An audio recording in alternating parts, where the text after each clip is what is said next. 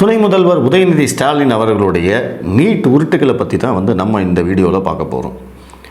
இந்த நீட் தேர்வை எதிர்ப்போம் அப்படின்னு சொல்லி திமுக ஆரம்பித்ததுலேருந்தே அதை முன்னின்று நடத்தியது உதயநிதி ஸ்டாலின் தான். ஏன்னா திமுகவை பொறுத்த வரைக்கும் எப்பவுமே வரலாறு முக்கியம் அப்படிங்கிறத நான் ஏற்கனவே சொல்லியிருக்கேன்.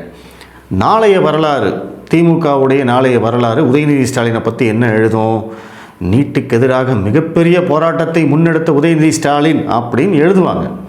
அதற்காகத்தான் உதயநிதி ஸ்டாலினை முன்னிறுத்தி இந்த நீட் போராட்டத்தை முன்னெடுத்துகிட்டே போனாங்க. அதனால தான் உதயநிதி ஸ்டாலின் பார்த்திங்கன்னா இந்த நீட் போராட்டத்தை பற்றி ஏகப்பட்ட விஷயங்கள் பேசியிருப்பார்.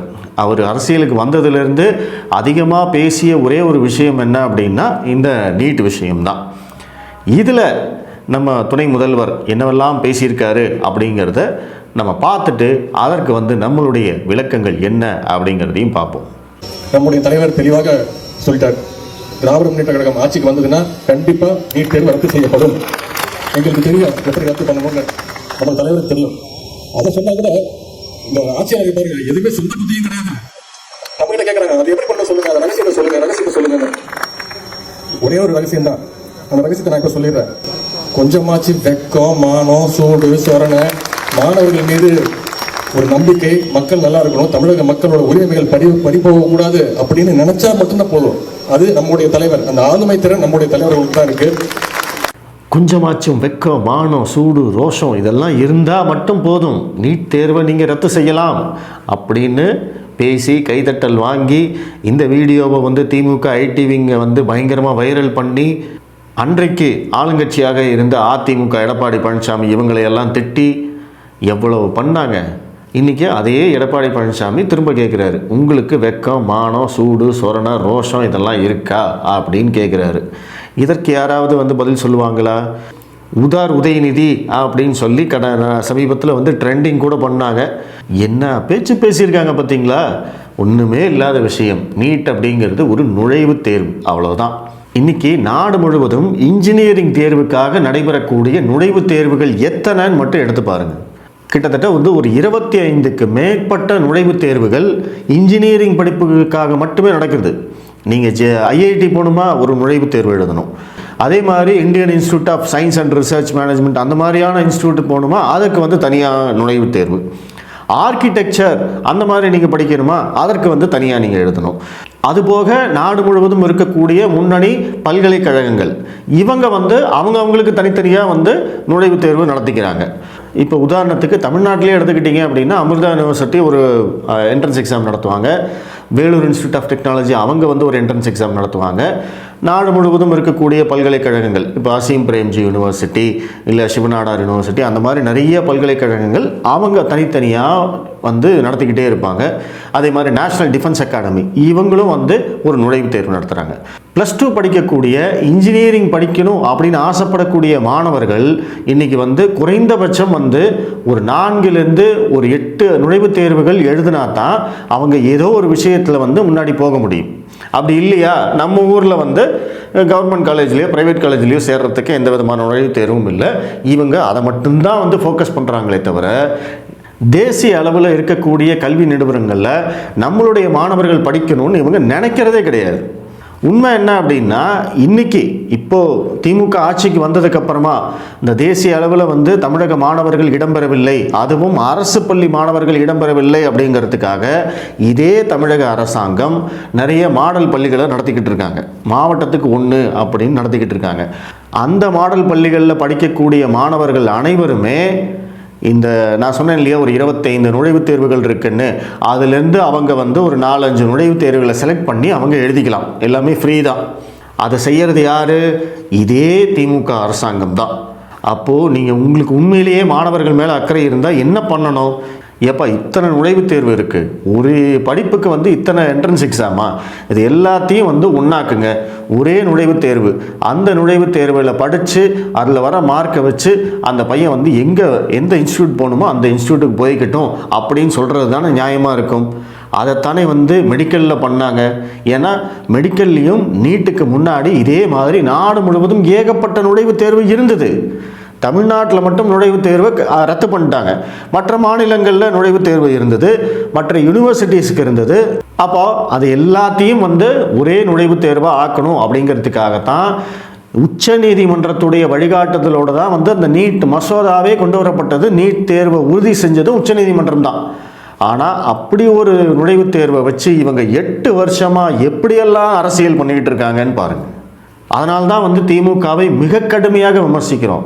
இந்தியாவிலேயே வந்து ஒரு கேவலமான கட்சி உண்டென்றால் அது வந்து திமுக தான். ஏன்னா அவங்க வந்து உண்மையை சொல்லவே மாட்டாங்க. இங்கே வந்து நீட் தேர்வுக்கு எதிரான பரப்புரை என்னவெல்லாம் செஞ்சாங்கன்னு யோசிச்சு பாருங்கள். நீட் தேர்வு பிராமணர்களுக்கானது, 3% வந்து படிக்கணும் அப்படிங்கிறதுக்காகத்தான் நீட் தேர்வை கொண்டு வந்தாங்க. நீட் தேர்வு சமூக நீதிக்கு எதிரானது, நீட் தேர்வு கூட்டாட்சி தத்துவத்திற்கு எதிரானது. சரி, சமூக நீதிக்கு எதிரான நீட் தேர்வை கொண்டு வந்தது யாரு? இதே திமுக தான்.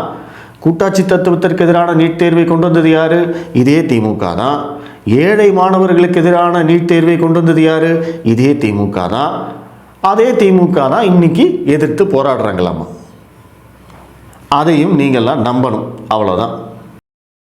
இந்த சூழல்ல நான் ஒரு விஷயத்தை ரொம்ப தெளிவாக சொல்றேன். கூடிய விரைவில் இந்த அடிமைகளோட ஆட்சி முடிவுக்கு வரும். தமிழக மக்களாகிய உங்களுடைய ஆதரவோடு நம்முடைய தலைவர் தலைமையிலான ஆட்சி அமையும். அப்போ தமிழ்நாட்டில் நீட் இருக்காது. பழையபடி +2 மார்க்கை வச்சு நம்ம பசங்க மெடிக்கல் படிக்கத்தான் போறாங்க. அடிமைகளை விரட்டுவோம், நீட்டை ஒழிப்போம், நம் மாணவருடைய மருத்துவராகும் கனவை நிஜமாக்குவோம். நன்றி, வணக்கம். நீட் தேர்வுக்கு பயந்து நீட் தேர்வு வேணான்னு சொல்லி 14 குழந்தைங்க தற்கொலை பண்ணிருக்கு. நம்ம தலைவர் சொல்லியிருக்கிறார், வாக்குறுதி கொடுத்திருக்கிறார். திராவிட முன்னேற்ற கழகம் ஆட்சி வந்துச்சுன்னா 100% தமிழ்நாட்டில இருந்து நான் நீட் தேர்வை அடியோட ஒழிச்சு கட்டுவேன். எதிர்க்கட்சி தலைவர் அவர்கள் இப்பொழுது பல்வேறு நிகழ்ச்சியில கேட்பது, இந்த நீட் தேர்வுக்கு ரத்துக்கு ஒரு ரகசியம் வச்சிருக்குன்னு சொன்னீங்களே, அதையே இப்ப சொல்ல மாட்டேங்கிறேன்னு கேட்கிறாரு. வேற ரகசியம் ஒண்ணும் இல்ல. தைரியமா எங்களுடைய கல்வி உரிமை பறிக்கப்படும் போது குரல் கொடுக்கிறோம்ல, அதுதான் இந்த ரகசியம். பேசுனதுல நீங்க கேட்டீங்கல்ல, இது ரகசியம் ரொம்ப சின்னதா இருக்குன்னு. நன்றி, வணக்கம். அடிமைகளை ஒழிப்போம். சரி, ஒழிச்சிங்க. ஒழிச்சதுக்கு அப்புறமா ஏன் வந்து 4 வருஷமா நீட் தேர்வை ரத்து பண்ணல? நீட் தேர்வை ரத்து செய்கிற ரகசியம் எங்களுக்கு தான் தெரியும் அப்படின்னு சொன்னீங்களே, அது என்ன ரகசியம்? இப்போ வரைக்கும் அது ஏன் சொல்லலை? ஆட்சிக்கு வந்தது முதல் கையெழுத்து நீட் ரத்து தான் அப்படின்னு சொன்னீங்களே, அந்த ஒரு கையெழுத்தை போடுறதுக்கு 4 வருஷம் ஆச்சா அப்படின்னு இன்னைக்கு கேட்குறாங்களே, அதற்கு என்ன பதில் சொல்ல போகிறீங்க? எதற்கும் பதில் இல்லை. அதுதான் வந்து திமுக. அவங்களுடைய நோக்கம் எல்லாமே ஒன்று தான். அவங்களுக்கு அரசியல் செய்வதற்கு ஏதேனும் ஒரு ஆயுதம் வேண்டும். அதற்கு வந்து இங்கே நீட்டை பயன்படுத்திக்கிறாங்க. நம்ம எல்லாரும் கேட்க மறந்த ஒரு கேள்வி வந்து நம்ம திரும்ப திரும்ப நான் சொல்லிக்கிட்டே தான் இருக்கேன். ஒட்டுமொத்த இந்தியாவிலும் எந்த மாநிலத்திலும் நீட் தேர்வுக்கு எதிர்ப்பு இல்லை. போன வருஷம் நீட் தேர்வு நடந்தபோது அதில் சில முறைகேடுகள் நடந்ததாக நிறைய பிரச்சனைகள் வந்தது. அந்த முறைகேடுகளைத்தான் மற்ற மாநிலங்கள்லேருந்து எதிர்த்தாங்களே தவிர நீட் தேர்வே வேண்டாம் அப்படின்னு எந்த மாநிலமும் சொல்லலை. அதுதான் உண்மை. அந்த முறைகேடுகளை பற்றியும் சுப்ரீம் கோர்ட்டு நேரடியாக விசாரணை செய்து அதற்கு வந்து மீண்டும் இஸ்ரோ விஞ்ஞானி தலைமையில் ஒரு குழுவை போட்டு அந்த குழு இப்போது நிறைய பரிந்துரைகளை கொடுத்திருக்கிறது. உச்சநீதிமன்றமும் மத்திய அரசும் அந்த பரிந்துரைகளை ஏற்றுக்கொண்டிருக்கிறது. வரும் காலங்களில் அந்த மாற்றங்களை நம்ம பார்க்கத்தான் போகிறோம். ஆனால் தமிழகத்தில் மட்டும்தான் நீட் தேர்வு வந்து ஏழை மாணவர்களை பாதிக்கிறது. நீட் தேர்வு வந்தால் ஏழை மாணவர்கள் டாக்டரே ஆக முடியாது, அவங்களுடைய மருத்துவ கனவை நசுக்குகிறது. இதெல்லாம் ஏன் சொல்கிறாங்க? ஏன்னா தமிழகத்தில் மட்டும்தான் பிராமண எதிர்ப்பு அப்படின்னு இருக்கு. இந்தியா முழுவதும் எங்கேயுமே இந்த பிராமண எதிர்ப்பு கிடையாது. திமுக என்ன பண்ணாங்கன்னா இந்த நீட் எதிர்ப்பை பிராமண எதிர்ப்போடு கலந்துட்டாங்க. பார்த்தீங்களா, பிராமணர்கள் படிக்கணுங்கிறதுக்காகத்தான் இந்த நீட் தேர்வே கொண்டு வந்திருக்காங்க. யார் கொண்டு வந்தது? திமுக தான். அதை சொல்ல மாட்டாங்க. நீட் தேர்வு கொண்டு வந்ததுனால ஏழை மாணவர்களால் அதில் பாஸ் பண்ண முடியாது. அதனால் அந்த இடமெல்லாம் யாருக்கு போகும்? பிராமணர்களுக்கு தான் போகும். 3% இருக்கிற மாணவர்களுக்கு ஒட்டுமொத்த மருத்துவ இடங்களையும் ஆக்கிரமிப்பு செய்வதற்காகத்தான் இந்த நீட் தேர்வை கொண்டு வந்திருக்காங்க அப்படின்னு இந்த நீட் எதிர்ப்பு ஆரம்பத்தில் செய்யப்பட்ட பிரச்சாரம். இன்றைக்கி அது செய்யப்படுறதில்ல. அன்றைக்கி அப்படி ஒரு பிரச்சாரம் செஞ்சதுனால எல்லாருமே உடனடியாக என்ன பண்ணாங்க? ஏன்னா இங்கே பிராமண எதிர்ப்பை முன்வைத்து நீங்கள் எதை வேணாலும் விற்கலாம், எல்லாரும் உடனே நம்பிடுவாங்க. அதனால் அன்றைக்கி நீட் தேர்வுக்கு எதிராக ஒரு மனப்பான்மை மக்களிடையே வந்தது. அந்த மனநிலையை உருவாக்குனதுக்கு முக்கியமான காரணம் என்ன அப்படின்னா, பிராமணர்களுக்கானது நீட் தேர்வு அப்படின்னு இவங்க பண்ண பிரச்சாரம். நீங்கள் 2021 திமுக ஆட்சிக்கு வந்ததுக்கப்புறமா சட்டமன்றத்தில் நீட் தேர்வு எதிரான மசோதா நிறைவேற்றும் போது முதல்வர் என்ன பேசினார்னு எடுத்து பாருங்க. இங்கு சிறிய எண்ணிக்கையில் இருக்கும் சமூகத்துக்காக கொண்டு வரப்பட்ட நீட் தேர்வை ரத்து செய்ய வேண்டும் அப்படின்னு சட்டமன்றத்தில் முதல்வரே பேசியிருப்பார். அது என்ன, யாரை குறிப்பிடுறாரு அப்படிங்கிறது நான் சொல்லி தெரியணுங்கிற அவசியம் இல்லை. இப்படித்தான் இவங்க இந்த நீட் தேர்வு எதிர்ப்பு மனநிலையை இங்கே விதைச்சாங்க. இப்போ என்ன பிரச்சனை அப்படின்னா, இந்த நீட் தேர்வு எதிர்ப்பு அப்படிங்கிறது புலிவாலை பிடிச்ச கதையாயிடுச்சு திமுகவுக்கு.